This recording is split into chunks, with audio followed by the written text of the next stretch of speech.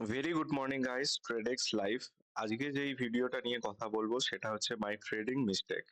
Recently আমি একটা trade করেছিলাম। সেই ট্রেডটাতে FOMO, fear and greed and hope trading, এই তিনটে জিনিস আমার ফরে ছিল। যেটা ছিল না সেটা হচ্ছে ট্রেডটা আমার ফরে ছিল না। সো আমার এসএল হয়েছিল ওই ট্রেডটাতে। সেই ট্রেডটা নিয়েই কথা বলবো। বিগিনাররা যে মিস্টেকটা করে থাকে সেই জিনিসটা নিয়েও একটু কথা বলবো। সরাসরি চার্টে যদি আমি একটু চলে আসি, কি ট্রেড ছিল, কি বৃত্তান্ত ছিল যদি একটু দেখি। ট্রেডটা ছিল হচ্ছে এসএমএস ফার্মাসিউটিক্যালস, এই কোম্পানিতে, এই স্টকটাতে। সো আমি একটা 1 আওয়ার টাইম ফ্রেমেতে তোমাদের এখানে দেখাচ্ছি। হ্যাঁ, এখানে তোমরা ক্লিয়ারলি দেখতে পাবে প্রাইস একটা আপ ট্রেন্ডে ছিল। দেখো এখান থেকে, নিচ থেকে, যে প্রাইস এখান থেকে ওপরে আপ ট্রেন্ডে ছিল। 121 টাকা থেকে নিয়ার অ্যাবাউট প্রাইস একটা হাই লাগিয়েছিল হচ্ছে 215 টাকার আশেপাশে। এই হাইটা লাগানোর পর প্রাইস নিচে একটা ডিপ হয়। ওকে, একটা পুল ব্যাক নেয়। আবার ও ট্রাই করে এই যে জোনটা আছে এটাকে ব্রেকআউট করার। আর একটা হাই লাগায়, সেম জায়গায় হাই লাগায় 215 টাকার আশেপাশে। সো তারপর আবার কি হয়, প্রাইস আবার নিচে চলে আসে। এই জোনটা যদি দেখো, এই জোনটা act as a support act করেছে। ওকে, এখান থেকে প্রাইস উপরে গেছে, এখান থেকে প্রাইস উপরে গেছে। সো আমি কি দেখেছিলাম এইখানেতে, দেখো এখানেতে একটা বড় ক্যান্ডেল বানিয়ে সাপোর্ট জোনেতে এসে একটা বিগ এঙ্গালফিং ক্যান্ডেল বানিয়ে প্রাইস উপরে যাওয়ার জন্য ট্রাই করছিল। অ্যান্ড প্রচুর টাইম কনসলিডেট করেছে, অনেকক্ষণ ধরে কনসলিডেট করেছিল। এখান থেকে কনসলিডেট করতে স্টার্ট করে, দিয়ে পুরো সাইডওয়েজ হয়ে গিয়ে পুরো কনসলিডেট করতে লেগে যায়। সো এই জায়গাটায় কি হয়, এই জায়গাটা যেই রেজিস্ট্যান্সটা ছিল, কোনো প্রাইস প্রাইসের কোনো লেভেলই এই লেভেলটার উপর ক্লোজ হয়নি। ওকে, এটা এই যে রেড ক্যান্ডেলটা তোমরা দেখছো, এই রেড ক্যান্ডেলটাও কিন্তু এর নিচে ক্লোজ হয়েছে। ওপেন উপরে হয়েছে বাট ক্লোজ নিচে হয়েছে। ওকে, সো আমি যখন দেখলাম এই যে মোমেন্টামটা আপসাইডের দিকে মোমেন্টাম হচ্ছে, আর প্রাইস তার নিজের সুইং লোকে বারবার উপরের দিকে শিফট করছে। সো আমি কি করেছিলাম, একটা বাইং এর জন্য প্ল্যান করেছিলাম। কোথায় বাইং এর জন্য প্ল্যান করেছিলাম, এই জোনটার আশেপাশে একটা বাইং এর জন্য প্ল্যান করেছিলাম। আমার টার্গেট ছিল 245। ওকে, এবার দেখো কি হয়েছে, এই ট্রেডটাতে কি হয়েছে অ্যাকচুয়ালি। একটু আমি ক্লিন করে দিলে আরো ভালো বুঝতে পারবে। একটু জুম করে নি, এই জোনটাতে দেখো কি হয়েছে। প্রাইস ব্রেকআউট করে, দিয়ে কনসলিডেট করতে করতে ওপর দিকে আবার ব্রেকআউট করার চেষ্টা করে।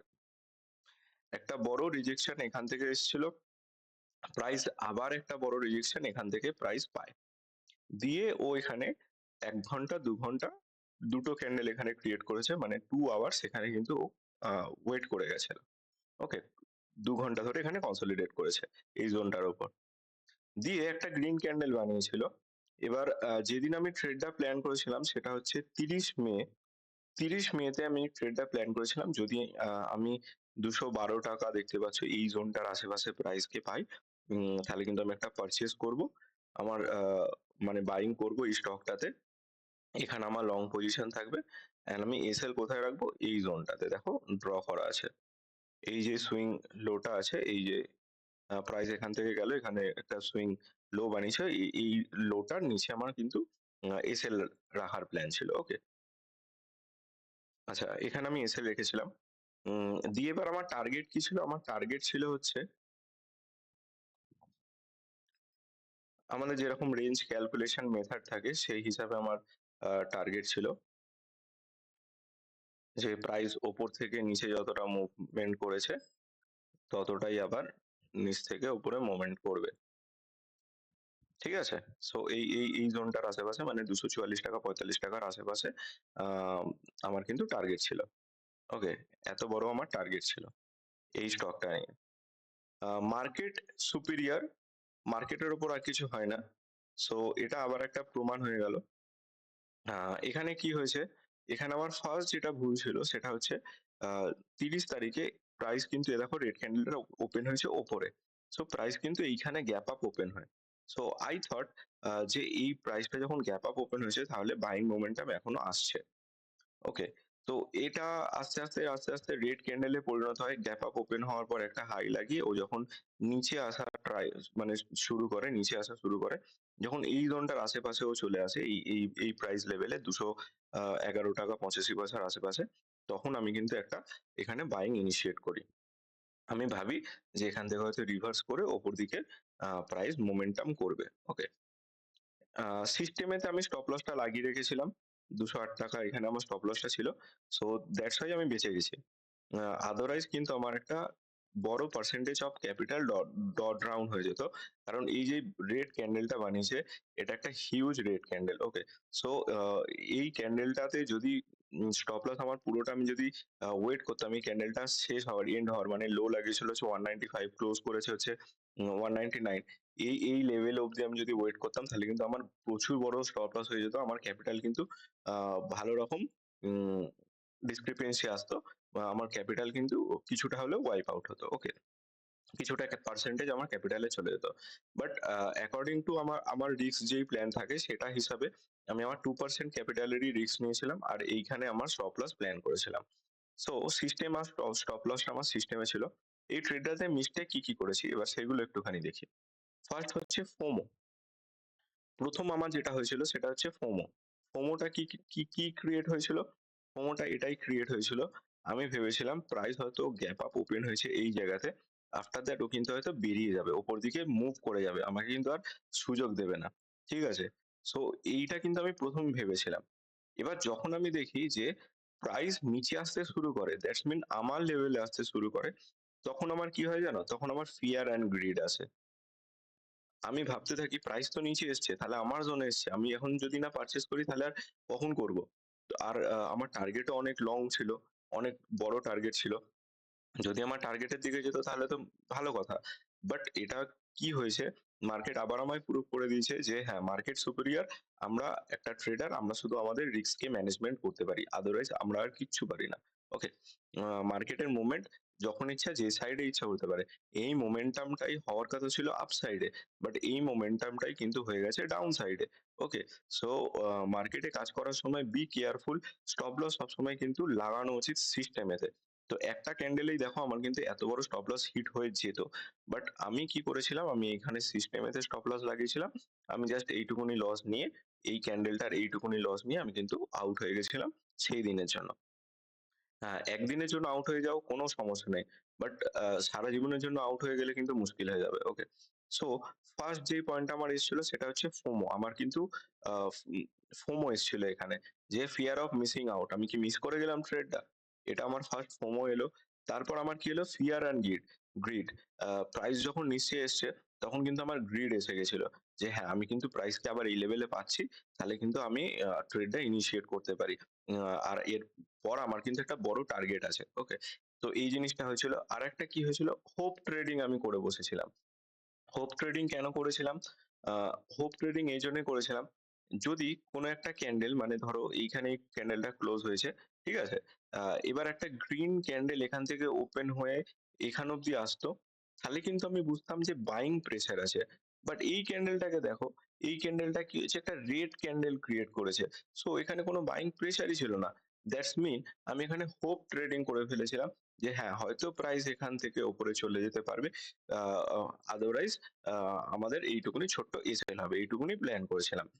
বাট এটা একটা হোপ ট্রেডিং হয়ে গেছিল। কোন কনফার্মেশন ছিল না যে এখান থেকে কিন্তু উপরে যাওয়ার চান্সেস আছে। যেহেতু এটা রেড ক্যান্ডেল পুরোটা ক্রিয়েট হয়েছে, তো কি হয়েছে, প্রাইস উপর থেকে ওপেন হয়েছে, নিচের দিকে এসে আ আসতে শুরু করে, দিয়ে এখানে ক্লোজ হয়। ওকে? যদি এবার এটাই হতো যে এই গ্যাপ আপটা ওপেন না হয়ে গ্যাপ ডাউন ওপেন হতো, এন্ড এখান থেকে একটা গ্রিন ক্যান্ডেল এর হাইকে ক্লোজ করতো, তখন যদি এন্ট্রি করতাম তাহলে বুঝতাম যে ওখানে একটা কিন্তু বাইং প্রেশার আছে, অ্যান্ড আমার এন্ট্রিটা আমি ঠিকঠাক রিজনেতে নিয়েছি, ঠিকঠাক জায়গায় নিয়েছি। সেটা কিন্তু আমি হোপ ট্রেডিং করতাম না। আমি এখানে ৩ টে জিনিস ভুল করেছি। ফার্স্ট হচ্ছে আমার ফোমো এসছিল। 2nd আমার ফিয়ার অ্যান্ড গ্রিড এসছিল। 3rd হচ্ছে আমি হোপ ট্রেডিং করে ফেলেছিলাম। সো এই যে লার্নিংটা থেকে এই যে তোমাদের পুরো স্টোরিটা বললাম, এই স্টোরিটা বলার কারণ কি? আর নেক্সট টাইম যখনই আমি ট্রেড করব, আমার এই ছোট জিনিসগুলো আমি যেন আরো ইমপ্রুভ করতে পারি। এই কারণেই কিন্তু এই জিনিসগুলো তোমাদের সাথে শেয়ার করা। কখনোই আমি আর ট্রাই করব না যে এরকম কোনো জোনেতে যখন ব্রেকআউট করবে তারপর হয়তো একটা গ্রিন ক্যান্ডেল এখানে পজ নিয়েছে। After that gap up open হলো অ্যান্ড রেড হয়ে নিচে আসছে প্রাইস, তাহলে কিন্তু আমি কখনোই কিন্তু এন্ট্রি করার চেষ্টা করব না। নিচ থেকে যদি হয় গ্রিন ক্যান্ডেল হয়ে উপর দিকে প্রাইস আপ হতে শুরু করে, তখন কিন্তু আমি একটা এন্ট্রি করার চিন্তাভাবনা নেব। তো ইন ফিউচার এই ভুলটা, এই যে উপর থেকে ওপেন হওয়ার পর প্রাইস যখন নিচে আসছে তখন যে আমি এন্ট্রি করলাম, না এই ক্যান্ডেলটা এখানে ওপেন হয়েছে নিয়ে ৳২১৩, ৳২১২, ৳২১২ র কাছে ৳২১১, এর আশেপাশে যখন আসছে, ওপর থেকে ওপেন হয় তখন কিন্তু আমি আর কখনো এন্ট্রি করব না। আ এই জিনিসগুলো একটু শেখার বিষয় আছে। ভিডিওটা ভালো লেগে থাকলে তোমরা কিন্তু একটু কমেন্ট করো, লাইক করো, সাবস্ক্রাইব করো অ্যান্ড দেখো আবার সেম সিচুয়েশন ক্রিয়েট করছে। আ এই জোন থেকে সাপোর্ট নিয়েছিল, এই জোন থেকে সাপোর্ট নিয়েছিল।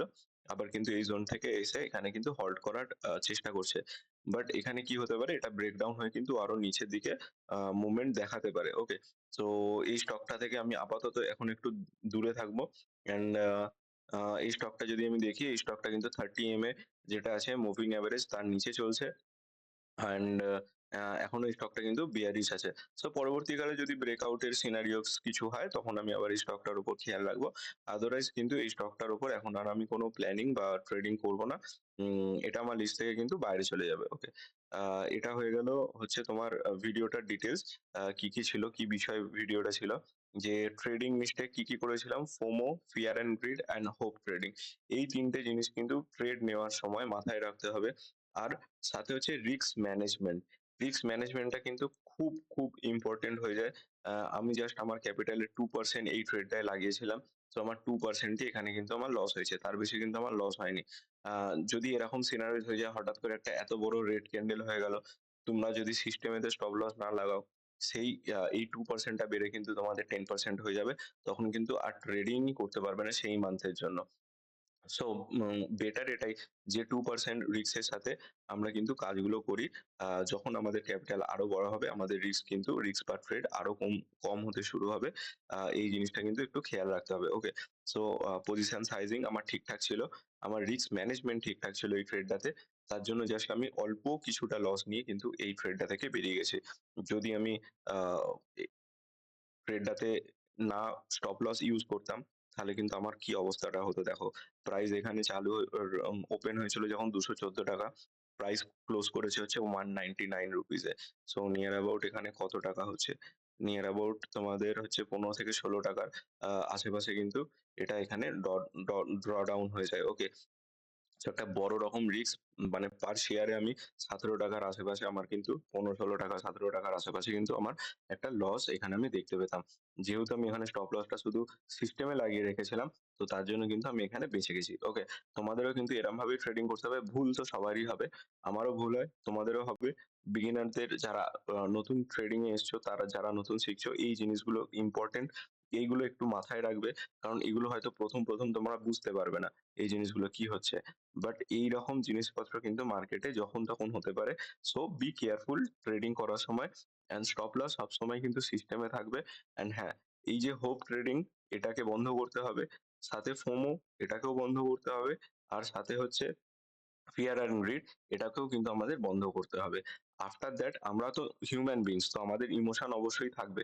তো সেই সমস্ত জিনিসগুলো কাটিয়ে ধীরে আমরা কিন্তু অ্যাজ ট্রেডার কিন্তু আ আমাদের যেটা মেইন এম আছে সেটাকে কিন্তু আমরা সাকসেস সেই জায়গায় যেতে পারবো। ওকে? সো ভিডিওটা এখানেই শেষ করছি। ভিডিওটা ভালো লেগে থাকলে আ চ্যানেলটা একটু লাইক করো, সাবস্ক্রাইব করো অ্যান্ড পাশে থাকা যেই বেল আইকনটা আছে সেটা কিন্তু অবশ্যই একটুখানি ক্লিক করে নিও। তাতে তোমাদের কাছে নোটিফিকেশনটা আ কিন্তু ঠিকঠাক টাইমে পৌঁছাবে আমি যখন ভিডিও আপলোড করব। ওকে? আর নিফটিকে যদি আমি দেখি, নিফটি যদি সিচুয়েশন আমি একটুখানি বলি, একটুখানি যদি তোমরা ওয়েট করো। আ নিফটিকে আমি একটুখানি দেখাতে চাই। ওকে, আ নিফটির চার্টটা যদি একটুখানি দেখি, নিফটির একটু ডেইলি টাইম ফ্রেমটা যদি একটু দেখি। জাস্ট ইন্ডেক্স কি করছে? ইন্ডেক্সটা তোমাদের একটু বলে রাখি। আ আচ্ছা দেখো, ইন্ডেক্সটায় কি হয়েছিল? ইন্ডেক্সটাতে এটা আমাদের রেজিস্ট্যান্স জোন ছিল, আমরা সেটা দেখেই নিয়েছিলাম। অ্যান্ড এটা ব্রেকআউট এসছিল, সেটাও আমরা দেখে নিয়েছিলাম। ওকে? আ এবার দেখো কি হয়েছে? এই ব্রেকআউট এর পর একটা রিজেকশন আছে, মার্কেট গ্যাপ আপ ওপেন হয়। দিয়ে একটা রেড ক্যান্ডেল বানায়, তারপর ফলো আপ বাই আরেকটা রেড ক্যান্ডেল আসে, তারপর আবার গ্যাপ ডাউন ওপেন হয়, আবার একবার ফলো আপ আসে, এখানে মার্কেটে আবার একবার রেড রেড ক্যান্ডেল হয়ে ফলো আপ আসে। মার্কেটে কিন্তু ফলো আপ আসছে, ঠিক আছে? রেড ক্যান্ডেল বারবার, বারবার কিন্তু এফআই যারা আছে তারা কিন্তু সেল করছে অ্যান্ড মার্কেটে কিন্তু একটা সিনারিওস ক্রিয়েট হচ্ছে যেখানে হয়তো মার্কেট আরেকটু নিচে হয়তো চলে আসতে পারে। ওকে, আরো নিচের লেভেল অব্দি আমরা কিন্তু আবার একবার হয়তো সাপোজ এই লেভেলটা অব্দিও আমরা কিন্তু দেখতে পেতে পারি। এই লেভেলটা অব্দি আমরা কিন্তু আরেকবার দেখতে পেতে পারি মার্কেটকে। ওকে? এই লেভেলটা অব্দি আমরা কিন্তু বা এটার ব্রেকডাউন আমরা কিন্তু দেখতে পেতে পারি। আ এখানে দেখো পরপর, পরপর কিন্তু ফলো আপ আসছে। ঠিক আছে? রেড ক্যান্ডেলের ফলো আপ আসছে। একটা red candle follow up by gap down, follow up by gap down. এখানে একটা পজ ক্যান্ডেল মার্কেট ক্রিয়েট করেছে। একটা আ আ ডোজি ইনসাইড বার এখানে একটা কিন্তু ক্রিয়েট করেছে। এটা মাদার ক্যান্ডেল, এটা বেবি ক্যান্ডেল। সো দেখো এখানে এই যে ক্যান্ডেলটা এখানে কি হয়েছে, এখানে কিন্তু পজ নিয়েছে মার্কেট। সো যদি কাল দেখি বা নেক্সট দিন যেদিন যেই সেশন থাকবে সেই সেশনে পসিবিলিটিস আছে হয়তো এখানে একটা গ্রিন ক্যান্ডেল বানালো, দিয়ে একটা বেস যেটা থাকে এখানে একটা বেস ক্রিয়েট করলো। আ এরম একটা বেস ক্রিয়েট করে হয়তো তারপর যদি ব্রেকডাউন হয় আবার কিন্তু আমরা এই লেভেলটা দেখতে পেতে পারি। ঠিক আছে? তো এটা একটা পজ ক্যান্ডেল হয়েছে। এখান থেকে আরেকটা কিন্তু গ্রিন ক্যান্ডেলও এখানে কিন্তু ফরমেশন, একদিনের জন্য কি দুদিনের জন্য মার্কেট হয়তো একটু উপরের দিকে যেতে পারে। বাট আপাতত এখনো যে ভিউ লাগছে সেটা কিন্তু আমার বেয়ারিশ আছে। আ কারণ এই যে ব্রেকআউটটা হয়েছে, ব্রেকআউটটা কিন্তু সাস্টেইন করেনি। ওকে, ব্রেকআউটটা নিচে চলে এসছে।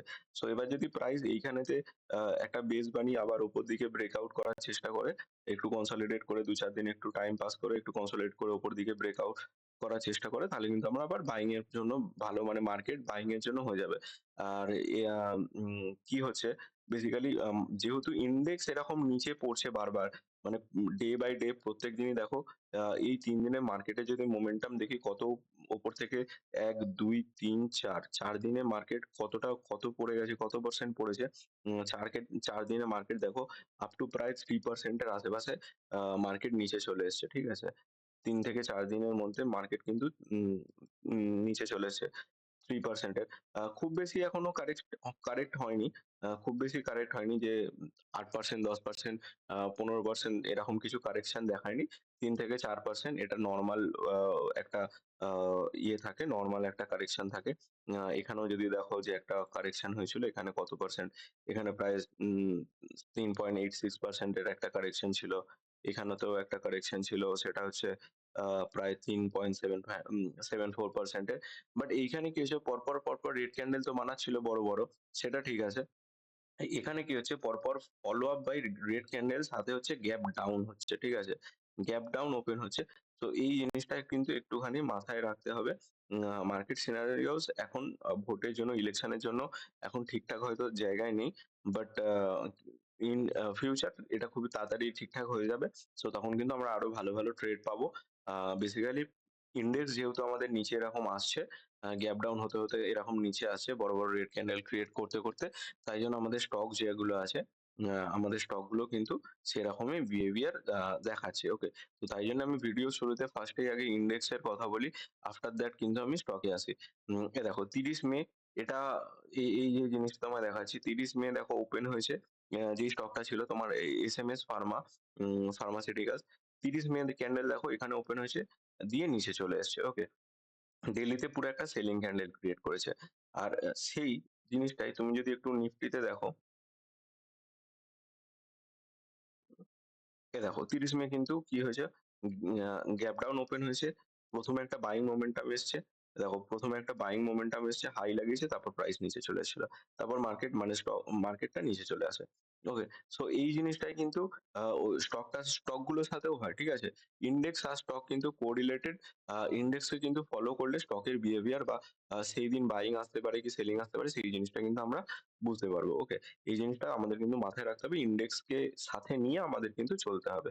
স্টক সিলেকশন করার পর ইনডেক্সের সাথে যদি সেগুলো ম্যাচ করে বা ইনডেক্সে আমরা বুঝতে পারি হয়তো বাইং সিনারিওস আসবে, তখন কিন্তু আমরা ওখানেও বাইং এর জন্য ভালো রকম প্ল্যান করতে পারি।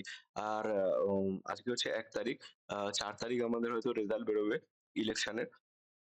লোকসভা ইলেকশনের। ততদিন হয়তো একটুখানি ট্রেডিং আমি একটুখানি স্টপ রাখবো। কারণ হচ্ছে এই কারণেই যে এখন হয়তো ভোলাটিলিটি ক্রিয়েট হবে। ঠিক আছে? ইন্ডিয়া ভিক্স আমাদের অনেক হাইতে চলে গেছে। আ তো সেই সিনারিওস গুলো আমি যতদিন নজর রাখি একটুখানি যে মার্কেট এখন কিন্তু একটু ভোলাটিলিটি ক্রিয়েট করতে পারে। তো তার জন্য আ এ এ এই ৩-৪ দিন এট লিস্ট রেজাল্টটা যতদিন না বেরিয়ে যাচ্ছে, রেজাল্টটা বেরোনোর পর মার্কেট কিন্তু আরো ১-২ সপ্তাহের মধ্যে কিন্তু স্টেবল হয়ে যাবে। সো তখন কিন্তু ইজিলি আমরা আবার ট্রেডিং প্ল্যান যেরকম থাকে সেরকম করতে পারবো। ততদিনের জন্য একটুখানি ধীরে সুস্থে একটু সাবধানে ট্রেড করা উচিত। আর উইথ এসএল তোমরা ট্রেড করো। Have a good day. ভিডিওটা এখানেই শেষ করলাম।